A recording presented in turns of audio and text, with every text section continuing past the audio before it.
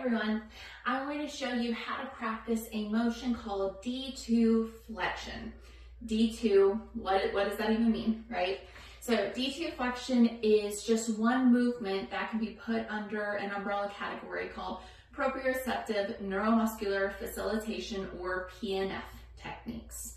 Now, you don't need to know too much detail necessarily with this, but the purpose of why we're practicing a movement such like this, and we'll include others with our STAR exercises in the upcoming weeks, is because PNF techniques are actually used for a variety of reasons. But our main purpose we're trying to practice this for is to improve the timeliness and responsiveness of our nerve impulses to get to our muscles and have them contract and work the way that they should be.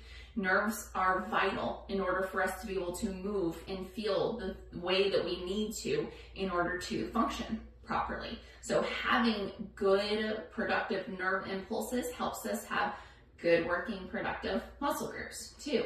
So D2 flexion is the specific motion and direction that we are practicing. So just so you can see the movement itself, let me just demonstrate that without any extra tools.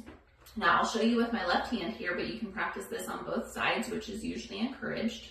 I start with my working arm on the opposite hip. I'm pretending I'm about to draw a sword out of my holster, or like I'm about to present an award, okay? So I start here, my shoulders are nice and pulled back, but now I'm going to open my arm as I move on an arc up to a diagonal. And this is again why I use the comparison of drawing a sword or like I'm presenting something. So let me show you again.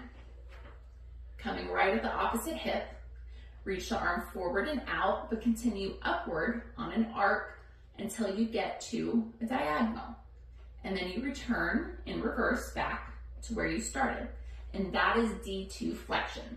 Now, for this exercise, you can absolutely start practicing this motion without any kind of resistance whatsoever, just to get the move down, because it is multiple planes we're moving through, multiple directions from the shoulder we're incorporating. So it can be a little bit awkward coordination-wise at first, and is definitely not a bad thing to practice by itself until you feel comfortable with the movement. But when you are comfortable with it, feel free to add a light weight, such as a resistance band. You could use a light dumbbell.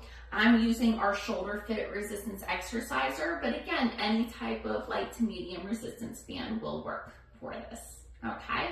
So let me show you now using the resistance band. So I do have our door hinge hook here at about hip level, okay? So roughly there.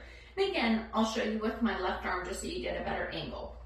But I'm gonna start on my opposite hip while holding the band. It's okay for your band, if you're using one, to be loose. If you're using a light free weight, you wouldn't need to worry about that, okay?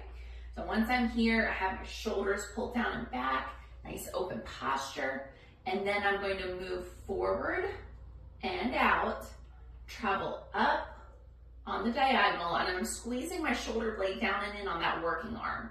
Okay, then I slowly reverse, definitely never let it bounce back in, back to my hip. Now you can make this more challenging by at the top of the motion, adding about a 2-second hold, and then slowly come back in. All right, that's it, D2 flexion, that's it there. I know it helps to see the still images, but I feel like for this, it's even better to see a video demonstration of it, just because we're moving through different directions here. But this is more challenging than you think it would be. It takes a lot of slow and controlled timeliness with it. So you definitely don't want to be rushing when you're practicing.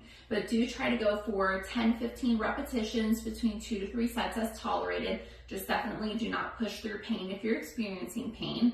And if you are recovering from a recent shoulder injury or surgery, you definitely need to get the okay from your doctor, surgeon, rehab specialist, whoever you're working with before trying this at home. But otherwise, it's a really great one to add, a little bit different than what we've done before. And I think that you'll find it productive to help you keep your shoulder complex nice and mobile and strong.